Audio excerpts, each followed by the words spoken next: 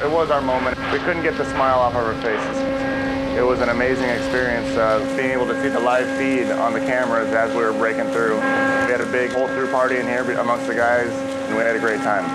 Usually at 4 o'clock or 3:30 in the morning, we wake up, and it's a chore to get up and get out of bed at that time. Your family's still sleeping, and you leave in the dark, and you get home in the dark. But on that day, when we holed out, I woke up with a smile on my face and jumped out of there and said, "Woo, let's do this." It was a slow push. I think we were doing like 3 to 5 millimeters a minute, and we were just watching rocks fall on the computer screen. We did what we came here to do. We came here to get this machine out of the ground. So it was a good day. I mean, it was a good celebration. Everybody was happy, and it was an achievement. It's just that feeling when you finally did it. You know, you punch out and you just know you did it. And you know, with this tunnel, it carries a lot of weight. There's always a way to fix it if you have the right people that have the right attitude. It's been a long time and a lot of hard work, and looking forward to taking this thing apart and driving through it one day. I can't wait. I mean, my family talks about it all the time.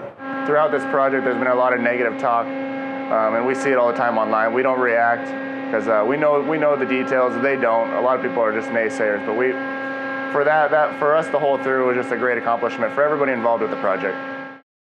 Tunneling is a community. The guys we have down here, I've spent more time with them in the last 2 years than I have my own family.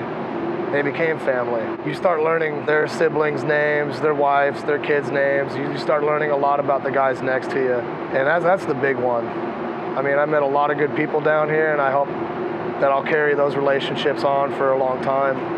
You have to be able to trust and count on the guy next to you, or you can't do it by yourself. I couldn't do any of the things I do without the guys around me. I wouldn't be able to accomplish anything without the support of the people around me. If it came down to anything, the truth is, and I think I speak for a lot of, is I'd like to thank my family, because the truth is standing by guys that do this type of work is really hard on families. I mean, they're the ones that a lot of the time are taking care of us in the end, because there's not a lot you can get done when you work 7 days a week, 12, 13, 14 hours a day. By the time you get home, you got 6 hours before you got to get back up and go back to work. You know, not a lot of people can do that, and that not a lot of people can stand by people that do that. And I think they deserve a ton of credit, you know, a ton of credit. So we were able to go out the spokes, 1 at a time, 2 at a time, be able to go out there and get our pictures taken, and be able to see the machine, see the face of the machine for the first time since we launched. I have friends and family on the other end.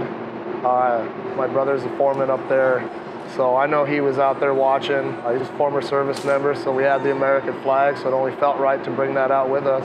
It's the best feeling in the world when you get a breath of fresh air from the other side. And I got to do it with one of my closest buddies, you know, not just a friend on the machine, but a guy I'd eat dinner with. The one thing that I did learn from this job is really to never give up. The engineering team, the company, Hitachi Zosen, STP, and the state all got together and said we're not going to give up, and they persevered, and we're able to finish the tunnel. So that's something I'll take away from this job, is to never give up and to always strive to finish.